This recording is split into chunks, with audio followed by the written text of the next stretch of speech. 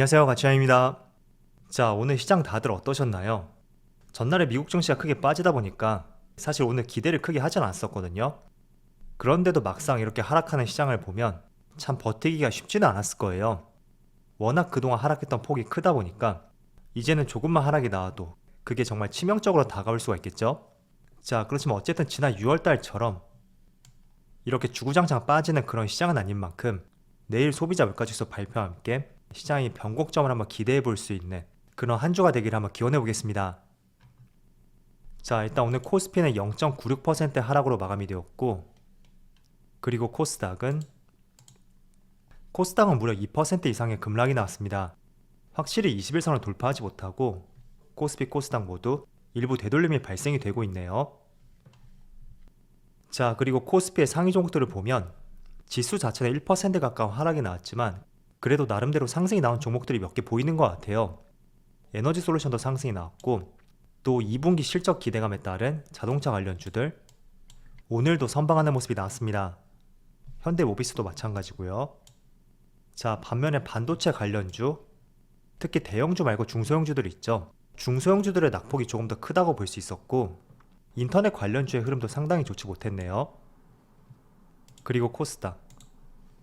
자, 코스닥은 2차원지 소재 기업들 LNF, 에코프로비엠, 첨보 모두 3% 이상의 큰 하락이 나왔고, 그래도 제약 바이오주는 나름대로 선방을 했던 것 같습니다.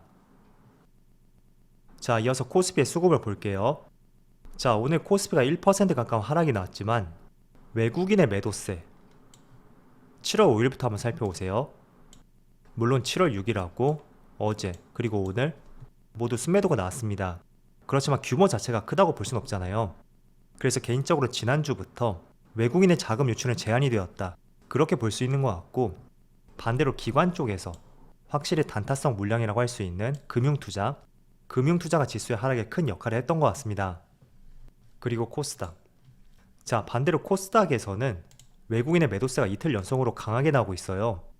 그리고 오늘도 기관이 많은 매도세를 보여주었죠. 자, 그리고 삼성전자. 오늘 그래도 흐름 자체는 좋지 못했었는데 그래도 외국인이 웬일인지 소폭의 순매수를 보여주었고 4거래일 연속으로 매수세가 들어오고 있습니다. 이어서 LG에너지솔루션. 이 종목은 지금 6거래일 연속으로 상승이 나오고 있고, 외국인은 4거래일, 기관은 6거래일 연속으로 순매수를 보여주고 있죠. 자, 그리고 하락장에서 조금은 선방하고 있는 현대차. 현재 외국인은 4거래일 연속으로 순매수를 보여주었고, 그 때문인지 그렇게 크게 빠지진 않았죠. 자, 그리고 오늘도 강세를 보여주었던 셀트리온. 확실히 하락장에서 제약 바이오주가 그래도 해치 수단으로서 선방을 하고 있는 것 같아요. 특히 기관 쪽에서 정말 매일같이 매수세가 들어오고 있고, 최근에는 외국인도 같이 매수하는 모습을 보여주고 있네요. 자, 이어서 주체별 매매 동향에 대해서 살펴보도록 하겠습니다. 7월 12일 외국인이 가장 많이 매수한 종목은 LG에너지솔루션, SK하이닉스, 카카오, 한국항공우주, CJ제일제당 이런 종목들을 차례대로 매수했고, 그리고 기관은 일단 ETF를 상당히 많이 매수했네요. 그리고 ETF를 제외하면 LG에너지솔루션, 삼성바이오로직스, 삼성물산, 현대모비스, 신한지주 이런 종목들을 차례대로 매수했습니다. 자, 그리고 해외 증시를 살펴보면 어제는 오랜만에 미국 증시가 크게 조정이 나왔어요. 지금 보시면 S&P 500은 1% 가까운 하락이 나왔고, 나스닥은 무려 2.3%의 급락이 나왔습니다. 그리고 다우지수는 소폭의 하락이 나왔죠. 자, 일단 나스닥을 보면 그래도 5거래일 연속으로 빨간 양봉이 떴었거든요. 그런데 다시 한번 어제는 걱정스러운 큰 음봉이 나왔었고, 그런 부분이 국내 시장까지 연결이 되는 것 같습니다. 자, 그리고 반도체 지수를 보더라도 S&P 500이나 나스닥에 비해서 더 큰 하락이 나온 걸 볼 수가 있고, 일본 니케이가 지금 1.9%, 대만이 무려 2.5%의 급락이 나오고 있습니다. 그리고 잘 나가던 상해지수 다시 한번 오늘 1% 가까운 하락이 나오면서 상승 흐름이 한풀 꺾인 것은 아닌가 라는 생각이 들 정도로 조금은 부정적인 움직임이 나오고 있어요. 자, 일단은 시장이 조금은 불안정한 모습을 보여주고 있는데 몇 가지 이슈들을 한번 짚어볼게요. 자, 일단 첫 번째로 내일 저녁에 미국의 소비자 물가지수가 발표가 되죠. 자, 그래서 특히 미국 증시 같은 경우에는 그래도 5거래일 연속으로 빨간 양봉이 떴었던 만큼 이번 주 수요일에 있을 물가지수 발표에 따른 회피 물량, 그런 것들이 조금은 강하게 나오지 않았을까 그렇게 생각이 되고요. 또 두 번째는 어제 제가 미국 증시의 흐름들을 조금씩 지켜봤어요. 그런데 기술주들, 반도체하고 2차전지 그쪽 업종들의 낙폭이 조금은 강했다고 볼 수 있고, 또 반대로 제약 바이오주, 특히 코로나 관련된 종목들은 보합 내지는 일정 부분 반등이 나오는 그런 모습들이 펼쳐졌습니다. 자, 그래서 오늘 같은 경우에도 코로나 확진자 수가 37,000명을 돌파했다고 하잖아요. 그래서 다시 한번 진단키트 관련주들, 휴마시스 같은 경우에는 저점에서 거의 60% 이상의 급등이 나왔고, 또 SD 바이오센서, 랩지노믹스, 수젠텍, 모든 진단키트 관련주들이 다시 한번 강세를 보여주고 있습니다. 물론 몇몇 종목들은 원숭이 도창 관련주로서도 같이 복합적으로 엮여 있거든요. 자, 그래서 어제 미국 증시가 크게 빠진 이유를 제가 첫 번째, 단기적인 상승에 따른 6월 소비자 물가지수 발표, 거기에 따른 회피 물량이 나왔을 가능성이 있다, 그렇게 말씀드렸었고, 또 두 번째는 다시 한번 고개를 들고 있는 코로나 확진자 수, 이게 비단 국내 시장만의 문제는 아니거든요. 자, 국내도 코로나 확진자 수가 다시 한번 증가세를 보여주고 있는데, 여기 확진자 수를 보세요. 이거는 전 세계 집계예요. 그래서 5월쯤 되었었죠. 그때 한 차례 저점을 형성하고 나서 다시 한번 이렇게 고개를 들고 있는 모습이 나오고 있습니다.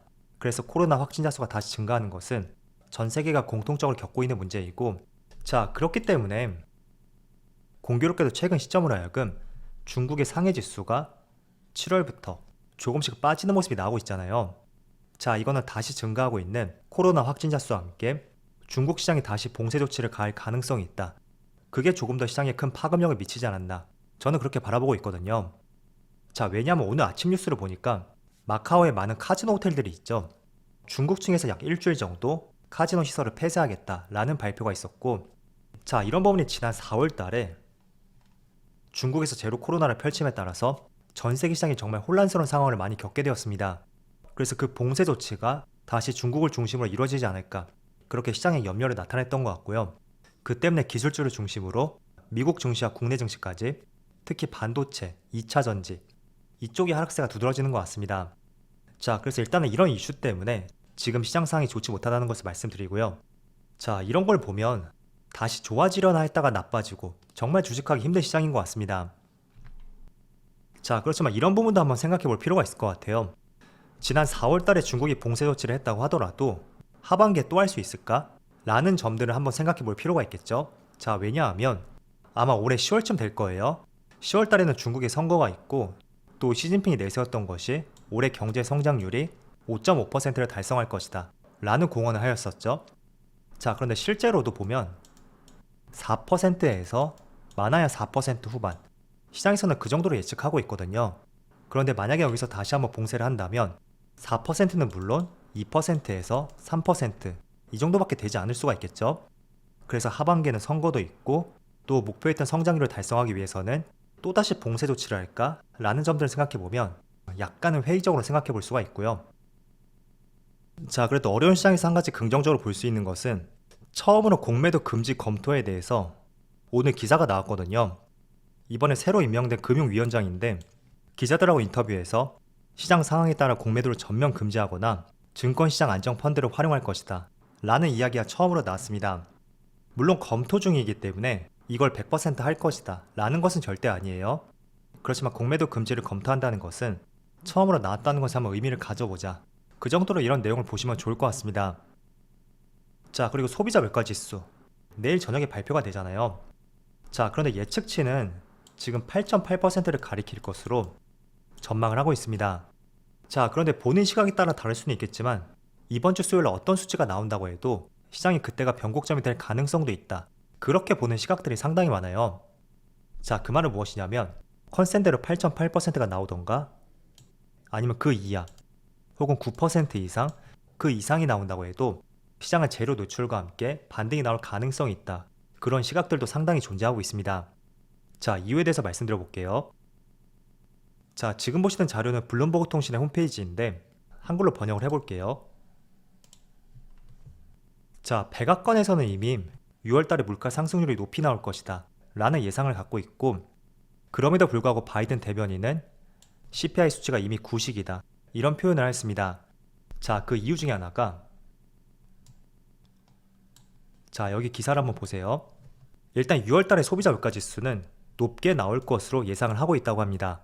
그래서 어쩌면 9% 이상도 나올 가능성이 있는데 최근에 에너지와 곡물 가격들이 많이 하락을 했잖아요. 본격적으로 하락했던 것이 6월 중순부터. 그래서 아마도 6월 소비자 물가지수에는 크게 반영은 되지 않았을 수도 있습니다. 그렇지만 이런 부분들은 충분히 7월달부터 반영이 될 가능성이 있고, 그렇기 때문에 이 CPI 지수는 굉장히 후행적이다 라는 언급이 있었거든요. 자, 그래서 백악관에서 이미 그런 발표를 했다는 것은 우리가 한번 추측을 해볼 수가 있겠죠. 6월달 CPI가 컨센보다 높을 수 있어도 본격적으로 에너지 가격이 6월 중순부터 하락하는 모습을 보여주었기 때문에 7월부터는 CPI가 꺾일 수가 있고, 그게 주된 의도라고 볼 수 있습니다. 자, 그리고 또 한 가지. 자, 여기 달러 인덱스를 보면 이 달러 인덱스는 달러의 가치를 나타내는 것이에요. 그래서 달러 인덱스가 증가한다는 것은 전 세계 국가 화폐 대비 달러 환율이 증가하고 있다, 그렇게 볼 수 있습니다. 자, 그런데 공교롭게도 보면 이게 본격적으로 증가했던 것이 작년 1월달에 한번 저점을 형성하고 또 4월쯤에 쌍바닥을 형성했었죠. 그리고 이렇게 계속 증가하는 모습이 나왔어요.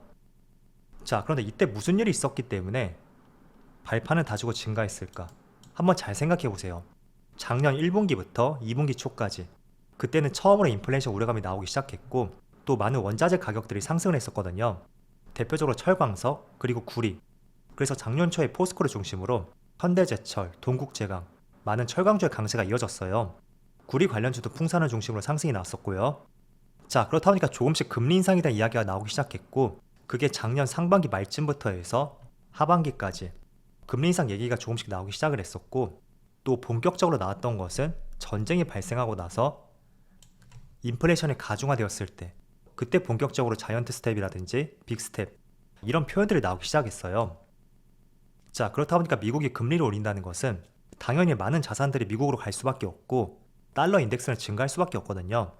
자, 잘 생각해 보세요. 만약에 미국의 기준금리가 2%이고 국내도 2%라고 가정을 해볼게요. 여러분들이 투자자라면 어디에 투자할지, 저라도 미국에 투자할 것 같다 라는 생각을 가져볼 수가 있거든요. 자, 그렇게 되면 당연히 환율, 달러 인덱스 가치는 커질 수밖에 없겠죠. 자, 그럼 반대로 우리가 이걸 생각해 볼 수가 있겠죠. 이게 정말로 꺾이려면 이때도 출발점이 인플레이션 우려감이 나오기 시작했었고, 그에 따른 금리 인상 이슈, 그런 것들이 조금씩 나오던 시점이었습니다.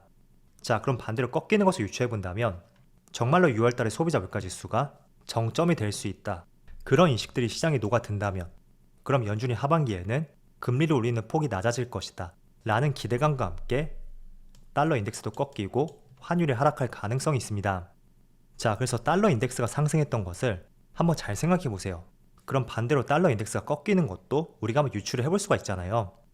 그래서 저는 이번 달이 달러 인덱스가 정점이 될 가능성도 있고, 물론 V자로 꺾이진 않겠죠. 그렇지만 과거 이 당시 첫 번째로 원자재 가격이 오르고 거기에 따른 인플레이션 우려감이 나오기 시작했었죠. 그리고 금리를 인상함에 따라서 달러 인덱스의 속도가 가파라졌는데, 자, 그럼 거꾸로 한번 보세요.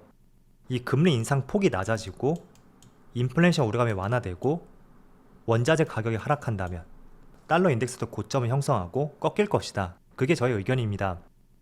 물론 이 당시에는 원자재 가격이 철광석하고 구리, 약간 이런 쪽에 포커스가 맞춰졌다면 지금은 식품과 에너지 가격이죠. 천연가스, 유가, 그리고 곡물 가격. 그런데 곡물 가격도 많이 꺾이고 있고 또 천연가스라든지 유가, 고점에서 상당히 많이 내려왔습니다. 물론 며칠 사이에 러시아에서 독일로 가는 가스관을 잠궜다 라는 이슈가 나오면서 천연가스 가격은 다시 한번 한 차례 강한 상승이 나왔거든요. 그래도 워낙 하락했던 폭이 컸기 때문에 며칠 동안의 상승이 나왔다고 해서 큰 영향을 주진 않고 있다, 그렇게 저는 생각이 되고요. 때문에 지금 시장이 정말 좋지 못하다고 하더라도 한번 정말 7월달에 정점이 될 수 있는지 그런 부분도 같이 한번 고민해 보시고요. 그래도 모쪼록 힘든 시장이었지만 언제나 긍정적인 생각과 함께 어려운 시장을 이겨내보자고 말씀드리겠습니다. 자, 그럼 오늘 영상 여기서 마치도록 하고요. 언제나 여러분들의 성공 투자를 기원하도록 하겠습니다. 감사합니다.